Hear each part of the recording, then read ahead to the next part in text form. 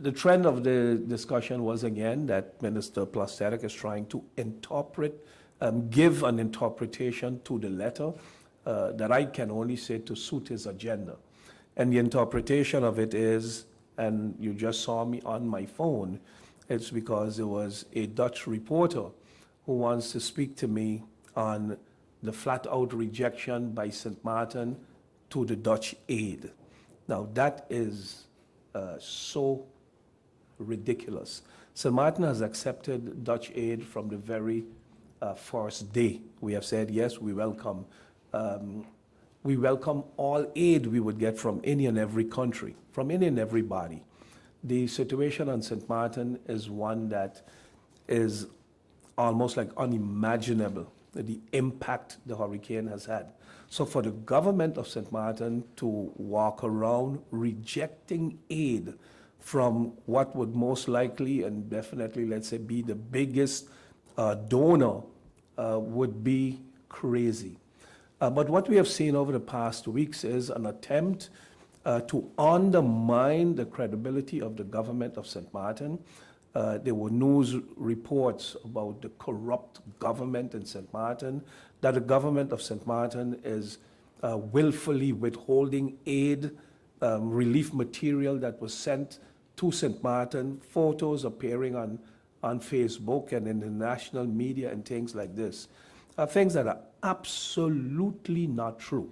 Now, in the letter, the Dutch government is finally saying, we won't, the aid comes with conditions. And one would expect those conditions to be how the funds will be made available, what organization need to be in place, what public bidding, this kind of transparency thing that goes with the dispensing of funds or the dispensing of aid. But two issues that have absolutely nothing to do with the conditions after Irma, the conditions of the hurricane, which Minister Bosman so ably, with facts, showed why there is absolutely no reason for the Dutch government to want to take control of immigration and border control.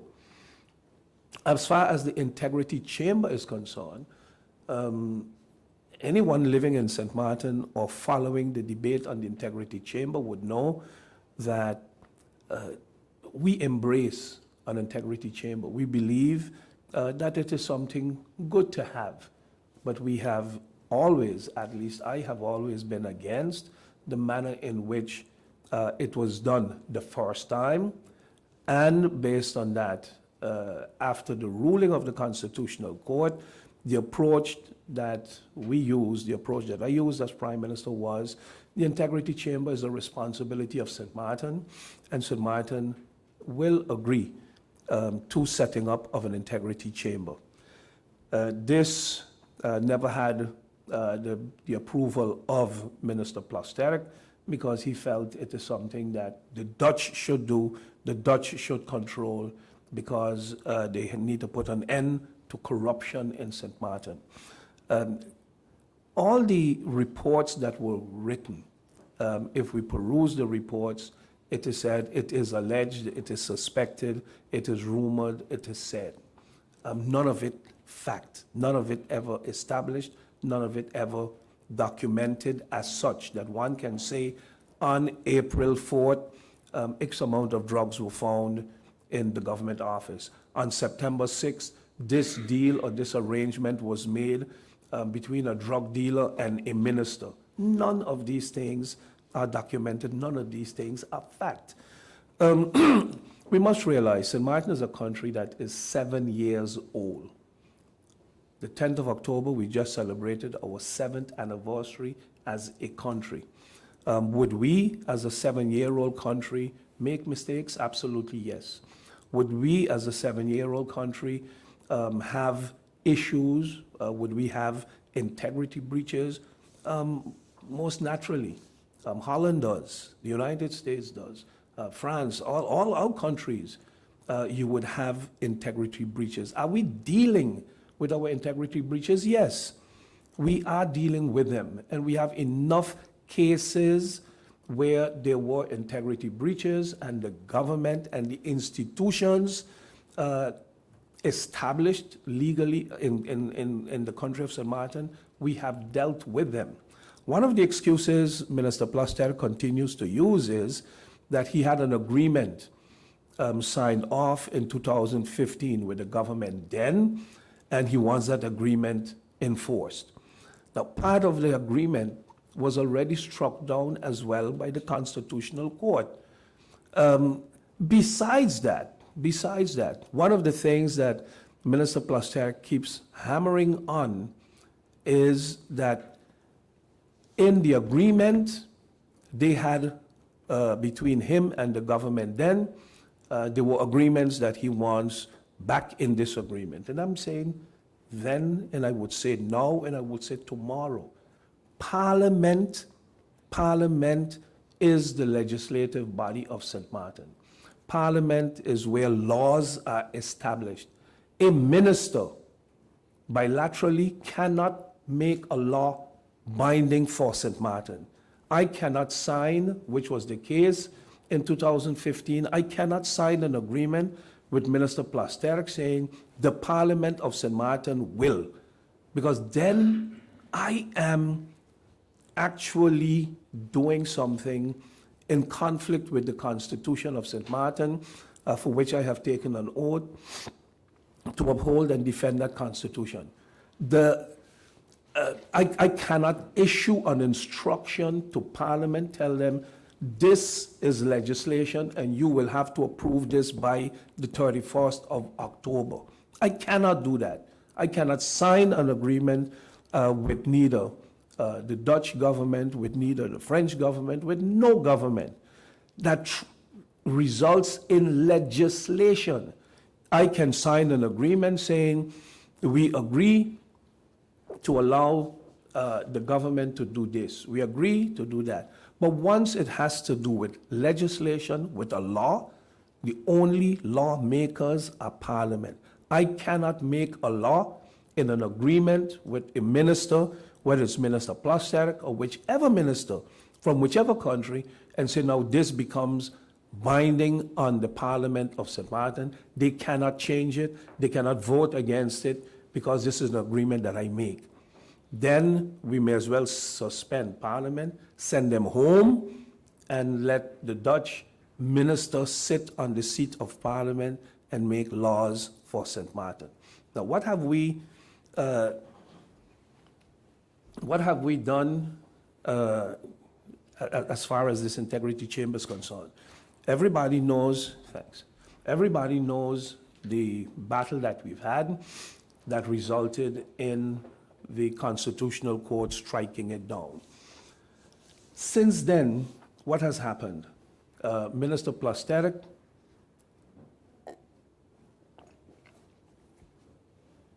continues to insist that it has to come, and in the manner in which they would want it to come. They took the case to the Kingdom Council of Ministers. In there, I went to Holland, I traveled to Holland to defend St. Martin's position. Everybody knows in the Kingdom Council of Ministers there are some 12 Dutch ministers, and there is 3 minister plenipotentiary from Aruba, from Curacao, from St. Martin. Regardless to your position, the so-called democratic deficit, they have 12 votes against 3 votes. So even if the countries in the Caribbean, Curacao, Aruba, St. Martin, vote one way, the Kingdom Council of Ministers would always overrule. So Minister Plaster got his wish to give St. Martin an instruction. That has to go to the Council of Advice, the Council of State, the Raad van State, for an advice. I used the protocol that was signed in 2015, and in that protocol there's a provision that if there is a dispute between the 2 parties, they have to, the dispute got to be settled by the Council of State. So I used that, and we had a hearing on July 6th in the Netherlands. In that hearing, the Council of State basically ruled several things. One, there will be, well, in the discussions, it was agreed upon, there will be no quartermaster, because you can recall Holland had said they have finally now decided to appoint a quartermaster. While it was agreed upon in the protocol, they would appoint a quartermaster no later than July 1st, 2015. They never appointed a quartermaster in 2015. They decided to appoint one in 2017. So the Council of State stated there will be no quartermaster, not on the part of St. Martin, not on the part of Holland. There will be no political consultations. Civil servants at a high level would have consultations, and they have to take into account the ruling of the Constitutional Court, and the St. Martin government will promote that the draft will be in Parliament and established no later than October 31st, 2017. You can't instruct the Parliament to do it because Parliament is its own body, has its own responsibilities. Consultations did take place. Consultations did take place. It did not say that parties had to reach an agreement on a particular text. Consultations had to take place, which happened. Consultations took place. The draft was presented to the Council of Ministers, and it was in July, the end of August. It was in the Council of Ministers, and August 31st, it was in the Council of Ministers, and it was approved and immediately sent to the Governor of St. Martin to pass on to the Council of Advice. That was done on the 3rd of September 2017. On the 6th of September, well, the 5th, we already had shut down shop in St. Martin. Everywhere was closed, government, and on the 6th, the hurricane came. Lo and behold, so we on track to establish the integrity chamber. Lo and behold, just like with the case with justice, there is an agreement because we went with our dispute to the Council of State. The Council of State gave a ruling, and St. Martin is abiding by that ruling, and out of left field comes the argument by Minister Plasterk that the integrity chamber has to be accepted the way he wants it, and if it is not accepted, there will be no money, there will be no aid from the Netherlands. Now, if that is not blackmailing the government of St. Martin and holding the people of St. Martin hostage and forcing the people of St. Martin to rebel against their government, because this is what the ultimate goal is. Tell the people there's a bag of money waiting to come your way from The Hague and everywhere else, but it is that gang in St. Martin that is preventing it from happening. So force the people of St. Martin to basically take to the streets to overthrow their government because the government does not agree with something that is already in motion. There are those who would say, oh, the egos and the personal battles. There is no ego on the part of William Marlin in this. I mean, I would be crazy to actually block aid from coming to the people of St. Martin, people who are losing their jobs, people who are homeless, people who are roofless. I would be crazy to even dare walk in the community where I am preventing aid to come to them. But one of the things that I said recently at Constitution Day, when we had the service at the Catholic Church, I said is that we, all of us, ministers, and members of parliament, we have all taken an oath to uphold and defend our Constitution. I don't want to get in no international war, but we could see as well that a president of what one considers the most powerful country in the world signed an executive order to have certain things done. It was challenged in court, and the court said, no, Mr. President, it is illegal. You cannot do it. It's against the Constitution. The Constitution is what we have to abide to, is what we have to respect, is what we have, and we have taken an oath to defend. Any one of us who act in contravention with the Constitution, we are acting illegally, we are acting unlawfully. Now, what is the issue? So one would say, so what's the big deal? You got something to hide? No, William Marlin has nothing to hide. William Marlin was screened 4 or 5 times to become minister, and he has passed the screening each time. I don't have anything to hide. I'm not afraid of an integrity chamber because I'm afraid to go to prison because of something that I have done. Absolutely not. And I'm not defending anybody in my party or anybody in government because all the ministers had to go through a screening. And our system sifts out, and if you fail the screening for whatever the reason may be, you cannot become a minister. So we are not protecting any politician. Where the contention is, and I want people to understand well that it may look like, oh, it's frivolous, it's no big deal, so why they don't give in so we can get money? No, it is not about just give in to get money. It is about following the correct process in handling with each other, and it is not right because the country is hit by what we consider a Category 7 hurricane, that you're now going to use that to bring them down to their knees.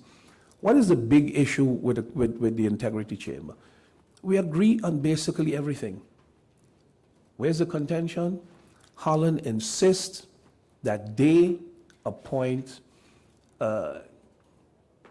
with a binding nomination, they appoint the chairman and the kingdom government.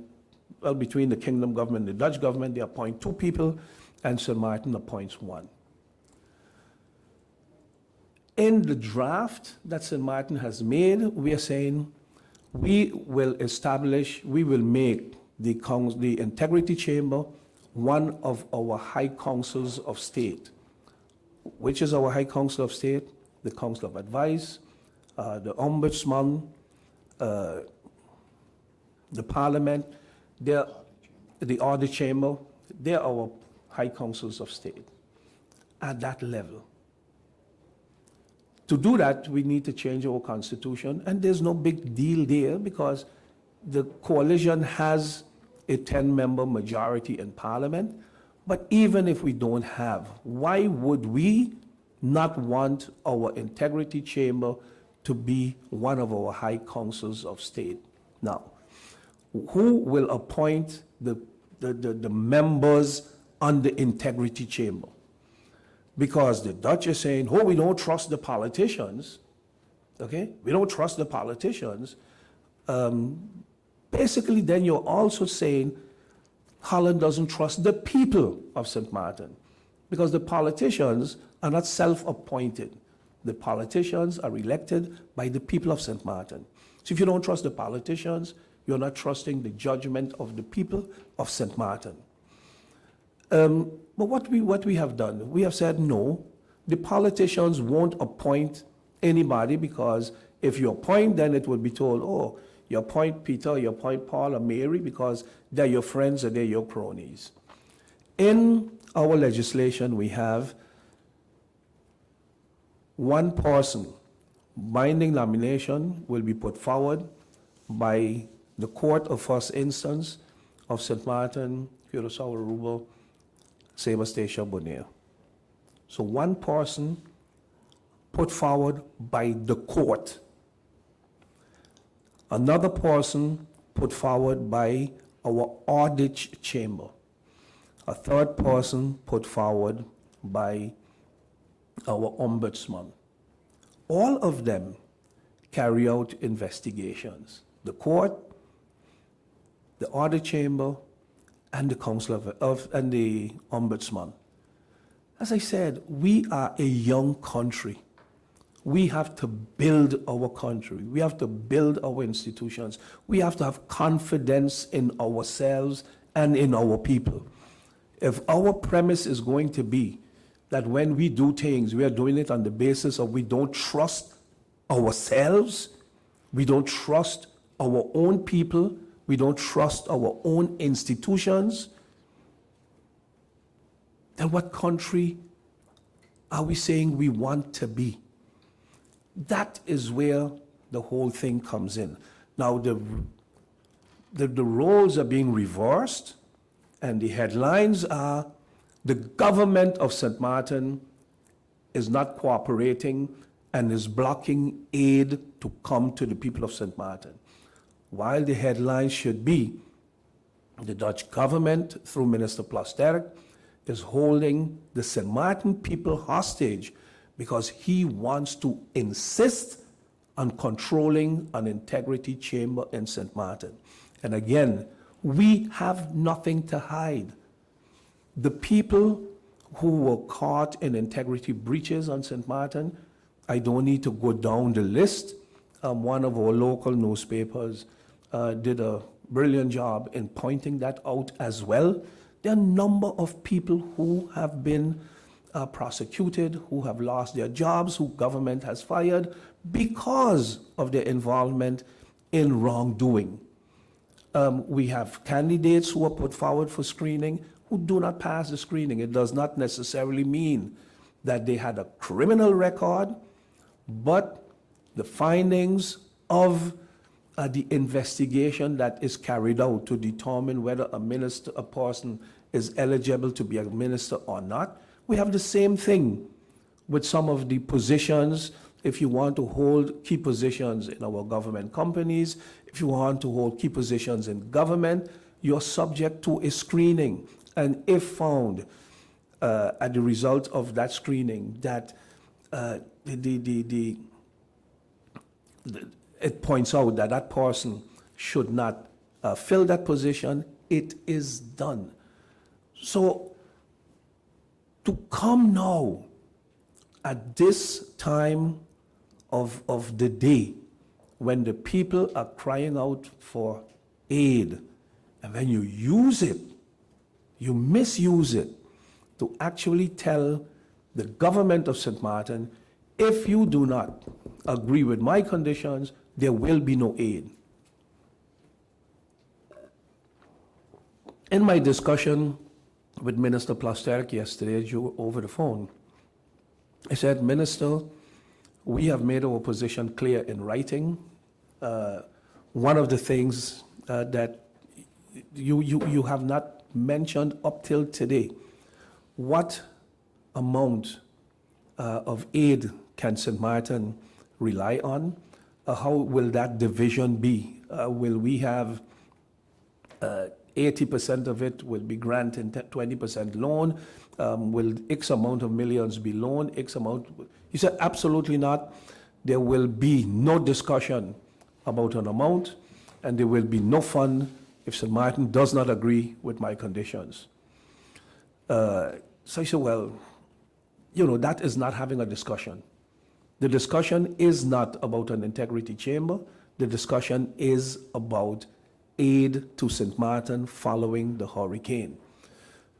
Yes, but his conditions as signed off on in 2015 for the integrity chamber have to be carried out, or else it won't be accepted, because I said we are nearing the completion of the integrity chamber.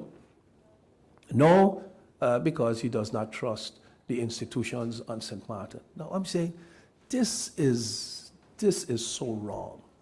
This is so wrong. And then that our people would then call for the resignation of the government and for a motion of no confidence in the government because they are holding the St. Martin people hostage. I am saying no, no. We need to, as a people, stop, take stock, and see what is being done to us as a people, rather than blindly only looking at there's a bag of money. I want to close with using an analogy from the movie Indecent Proposal. Those of you who looked at that movie or heard about it, and where a young couple went to a casino and lost everything.